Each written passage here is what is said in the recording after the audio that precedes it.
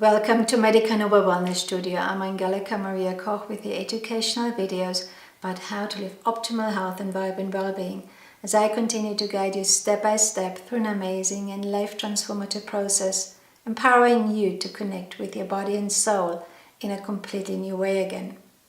Today I'd like to present to you a summary of the so far featured YouTube videos of the Discovery series of the Radical Chakra Healing in the New World from the First to the Fourth Chakra. As we have arrived right now at the midpoint of the 7-chakra system, the heart center, I think it's a good time to take a break, to reflect, and to set the stage for the upcoming 3 higher chakras. To stay updated, I encourage you to subscribe to my channel. You can share them and like them. If you want to explore my comprehensive online courses in homeopathy and quantum healing, or if you're interested in a personal health consultation, you can contact me at my website medicanova.net and my email health@medicanova.net. And for my references today, I would like to choose Meditation is Medicine from Dharma Singh Khalsa and Cameron Stout, their great book for Kundalini practices, as well as my own book. It's called The Dance of Your Core Healing, Transforming Your Mind, Body and Soul in the New World. There are good references along with this video. So for the ones out there who are still not quite sure what is the meaning about the chakra system, let's have a brief recap. The chakra system and Kundalini Yoga arose within the Tantric tradition during the second half of the first millennium in India. The 8 chakras consist of the 7 whirling vortexes of ethereal energy that are vertically aligned right at the base of the spine, and they go all the way to the top of our head, plus the aura of ethereal energy then that surrounds the entire body. The 8 chakras are active all the time, even if you're not aware about them.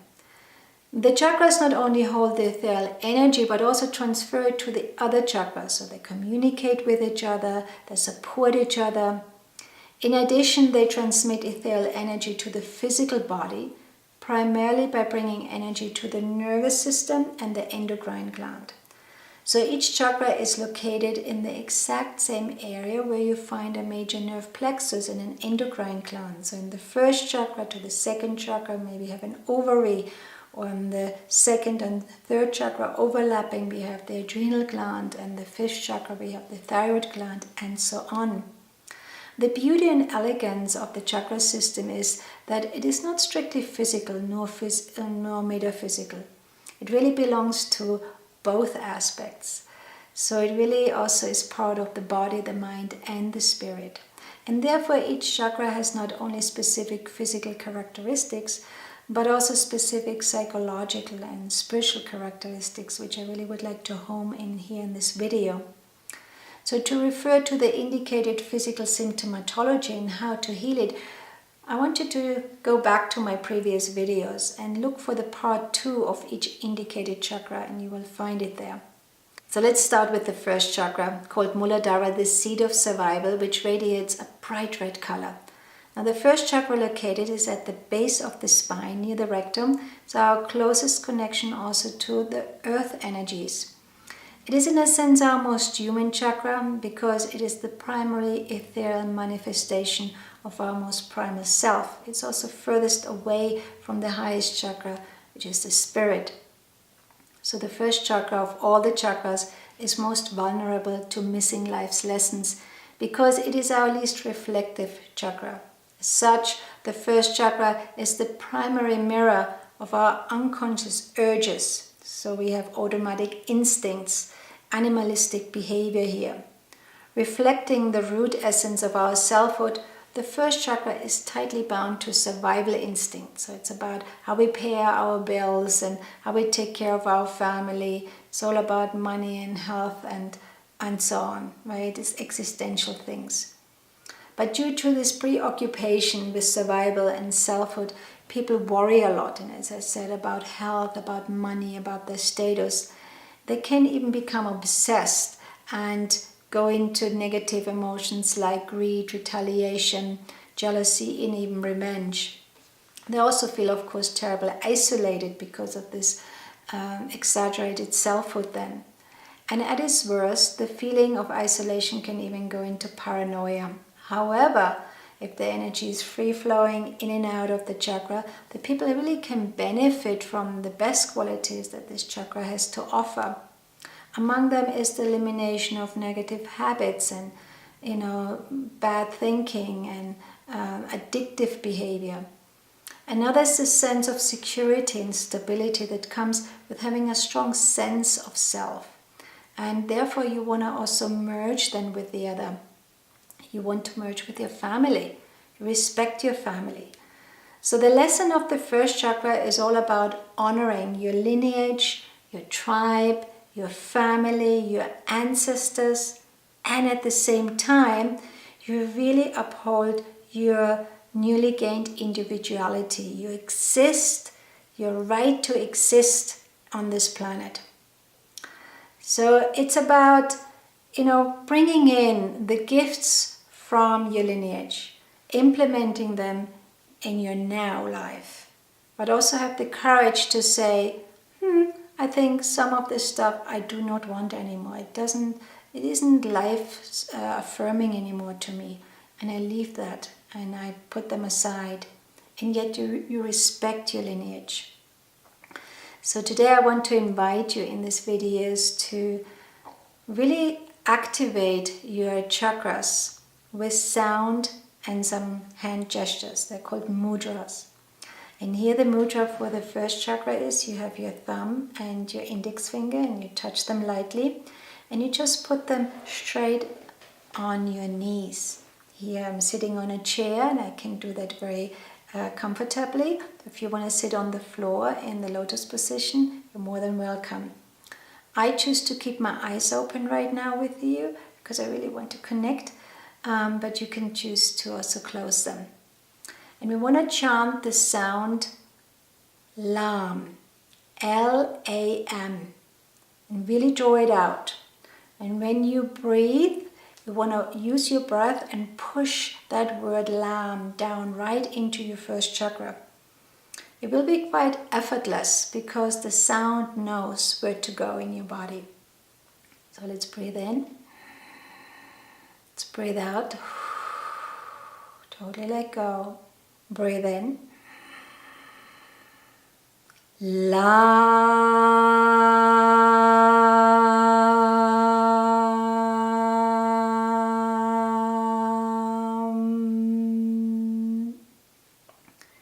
really goes right in your first chakra. You can feel that.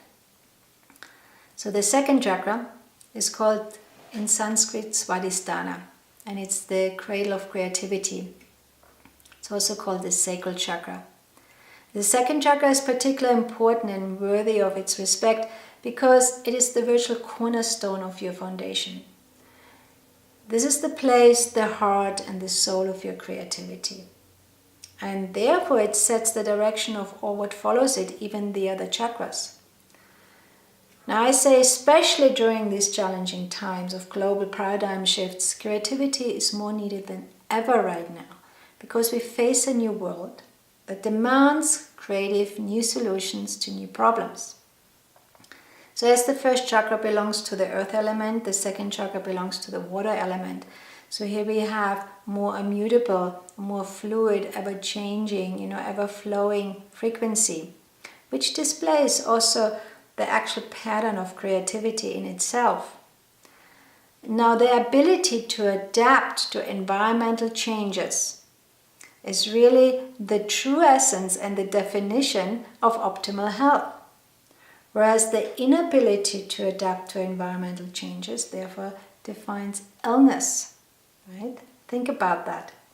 So due to this beautiful flowing, immutable nature of the second chakra, it easily can provide the energies to the other chakras because it's free-flowing energy, also to the physical realm.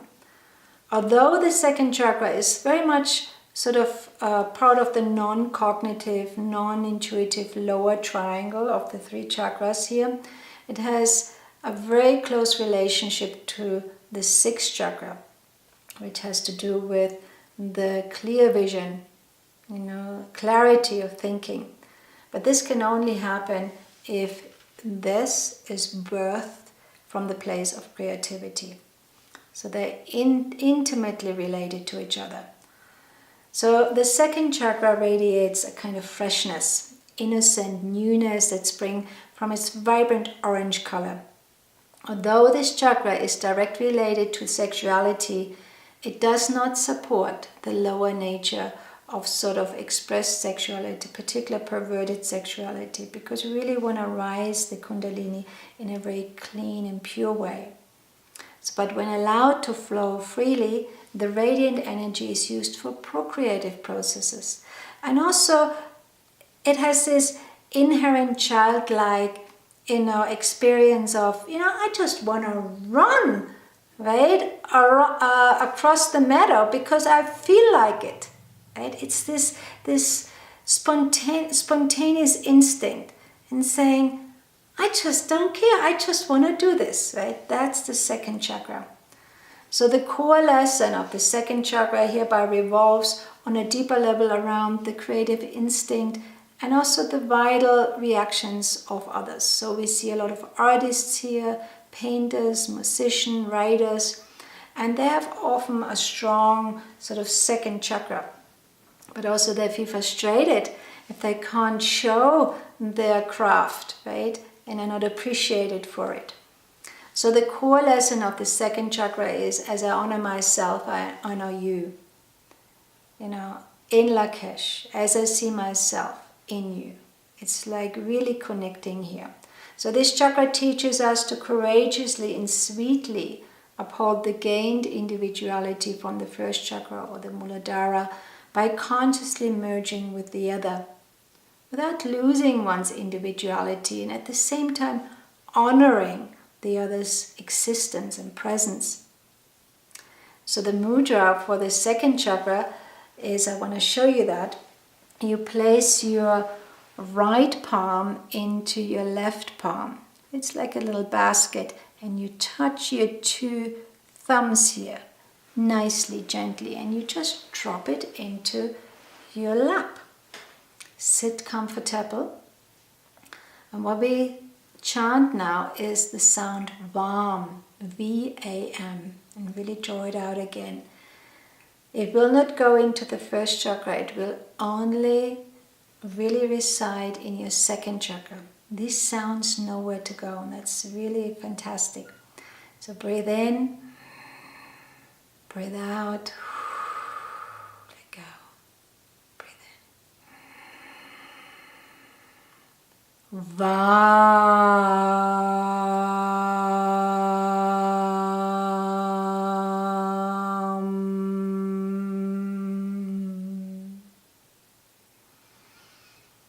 Really let your belly be filled by this frequency.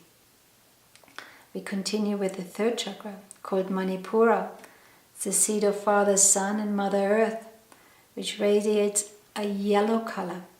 This chakra is most involved with the sense of ego, ambition, fear, but also fearlessness, courage. So you can also refer to the third chakra's activity as the fire in your belly, your ambition, right? Your projects, you want to go somewhere.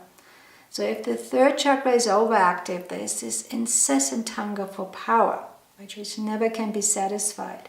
And it even can burn, a hole in your stomach so that you have a stomach ulcer. But if the chakra is underactive, however, it can create a weakness and a sort of an underdeveloped sense of personal identity. As the top chakra of the lower triangle of the chakras, the third chakra is vitally important here in enabling us to survive and succeed in the material world, the skills we have. Even though it sits at the top of the foundation of the chakra system, the lower three chakras here right now, the third chakra again is also in close communication with the higher chakras. And here we have the fourth, the heart chakra, as well as the sixth chakra, the third eye again. When functioning at its peak, the third chakra provides the will of the spiritual warrior. So the essence of a spiritual warrior is fearlessness, right? I can do it. I have the ability to act with integrity regardless of the conditions, because I'm aligned, I'm in my seat. A person with a strong third chakra feels perpetually confident. It is almost as if, St. Khalsa mentioned it, as if the umbilical cord was cut, but that person has an umbilical to the power of the universe and is constantly fed. So this person experiences the world as a nurturing entity and not as a threat or a struggle. So because of this innate confidence, people with a strong third chakra are really afraid to take actions. In contrast, people with a weak solar plexus chakra, they don't really know who they are. And often they become paralyzed by choice. I don't know, should I go left or should I go right? I don't know. So the third chakra influences again the sixth chakra, our vision, which is the seat again of clarity and knowing where to go. So when the merging of the energies with the other chakra occurs, the power of the third chakra achieves its highest function, and therefore we have an empowerment of the whole as well as an integrated individual. You know your place in the world. You're not separate, and you know what to give, what is your assignment. So the core lesson of the third chakra is therefore all about living an authentic power rather than acting from the self-focused perception of power. Now our mudra for the third chakra, I want to show you this again. You place your hands like this, like in a prayer position, but you place them right sort of between your right on the top of your solar plexus and your heart. Right there, just gently rest it. And so it's just sort of between your heart and your stomach, really, if you want to find the right place. And the chakra sound is Ram, R-A-M. Right, you're going to draw it out very long again. Really fill in your third chakra. Breathe in. Breathe out. Breathe in again.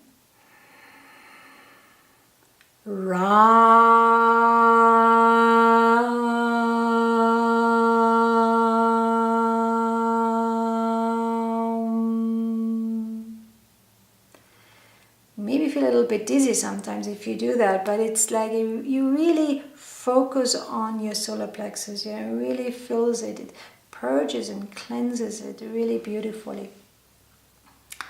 So we now have arrived at the fourth chakra, called Anahata, with the theme of passion to compassion. And here I mean from the self-orientated passion to the universal compassion. The color is green, like nature, and it is often described as a transitional chakra because it makes the transition again between the lower triangle of the chakra and the upper triangle of the chakra. The fourth chakra is the connecting point for the lower chakra's self-absorbed, survival-orientated qualities, and the higher chakra, which are then more spiritual, other-directed, and also outward-bound qualities. It's not so much about me anymore. So from this heart chakra, of course, emanates love, joy, happiness, and compassion. It also allows us to feel the lower frequencies like sadness, anger, lust, and sorrow, and everything what we don't like, but we need them in order to understand ourselves and find ourselves in the world so that we can overcome them and move into the higher heart centers, which are more to do with purity, unconditional love and compassion. It is here where we invite this infinite love to flow through us, allowing it to heal ourselves as well as others. So when your heart chakra is in balance, you will feel a great compassion for all living creatures and will recognize there's an amazing intelligence behind it. You will be kinder, caring, understanding, joyous and outgoing, and also feeling completely at ease with yourself and the people around you. you will understand and accept others more. So this being critical and judgmental falls away. Right? Spending time alone is not an issue anymore because you already arrived home within. So the lesson of the heart chakra, of course, is that we first must love and accept ourselves before we can love the other. So when your heart chakra opens and receives energy from the lower triangle, it endows you with your deepest appreciation of other people. No longer is your self-awareness limited to just your own perspective. Because of this extraordinary quality of expansiveness, the fourth chakra spreads a person's concerns from me to we. In fact, you will realize that me is we. We are all one. So here we learn that true love of self is simple acceptance. Accepting who I am. Right? Who are you? Just accept who you are with all your kaleidoscopes of emotions and gifts. The ability to accept oneself and to recognize the difference between self and the others without feeling threatened is really the prime lesson of the fourth chakra. So the mudra of the fourth chakra is that you have your right hand, again you have your thumb and your index finger slightly touching, but now we turn it towards you, right, towards your heart. Place it right in front of your heart, and the same gesture you do on the left hand, and place it gently on your left knee. And the sound is YAM, Y-A-M. Again, draw it out and really fill your heart now. Breathe in with me. Breathe out. Breathe in again. Let's do it again. Breathe out. Let it go. Breathe in. Yam.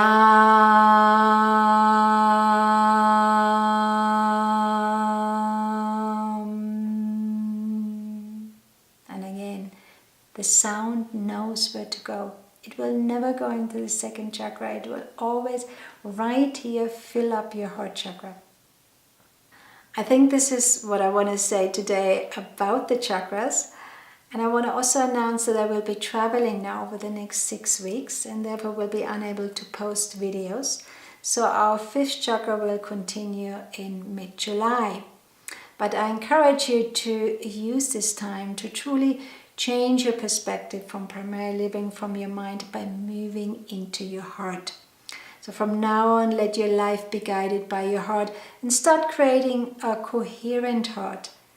Right, with a coherent electromagnetic field which radiates out and merges with the electromagnetic field of the world. So in this way you truly will actively participate in the changing world. Instead of moving your external residence or changing your job or running away from a relationship because you're fed up with it, try to move into your heart first. And then make the appropriate external decisions and changes if you need to. You may surprise yourself how you have changed by doing that, and that you may even create a very different life of what you have ever lived before. Go for it. Give it a go. So I appreciate again if you subscribe to my channel. Have a look at my website, medicanova.net. You can also subscribe to my free monthly newsletters. And again, if you're interested in a personal health consultation, you can contact me at my website medicanova.net and my email health@medicanova.net. So till mid-July, much love.